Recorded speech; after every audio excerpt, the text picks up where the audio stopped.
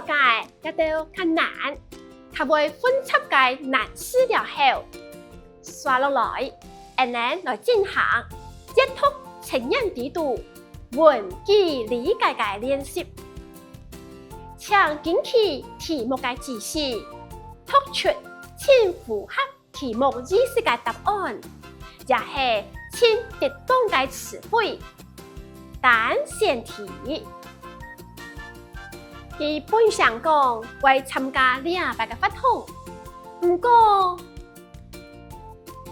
咁未鋪票是講冇來嘞。題目說，他本來說會參加這一次的活動，不過他媽媽生病就說不來了。根據呢幾句嘅意思，有四個選項。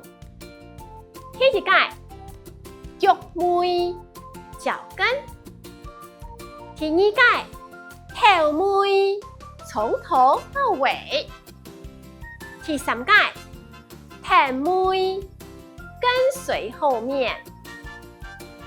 這三個選項套用到句子中，意思都不太對。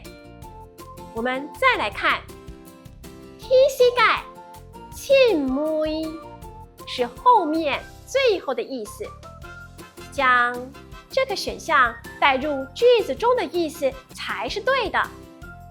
唔夠親妹也沒鋪票，不過最後他的母親生病，所以答案是第四個，親妹。刷落來，來看第二題。第二個。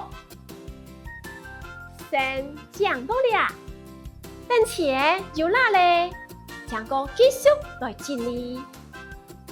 這個房子先修理到這個進度就好，等錢夠了再來繼續整理。題目有四個選項，我們來逐一帶入句子中。第一個選項，第二個包妹。先講到了，但且有哪嘞？將個繼續來整理。包妹是殿後的意思，還有掩護善後之意。這個房子殿後先整理到這個階段，等有錢了再繼續整理。殿後與先同時放在一起，十分矛盾。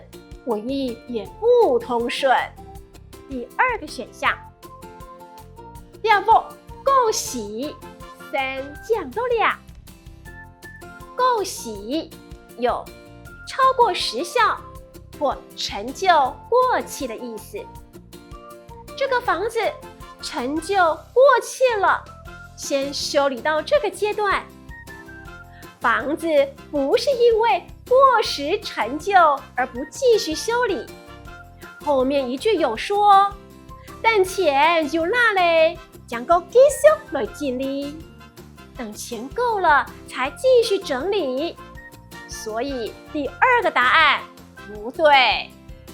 第三個選項，第二個念習，先講到了。念習表示現在的意思。這個房子現在先修理到這個階段，但錢有哪嘞？將個繼續來整理。整句話通順合理。第四個選項，第二個你妹先講到了。你妹有末尾接近尾聲的意思，但錢有哪嘞？將個繼續來整理，等有錢再繼續，不像是末尾接近尾聲的意思，所以這個選項不合理。兩題嘅答案我選三，念習。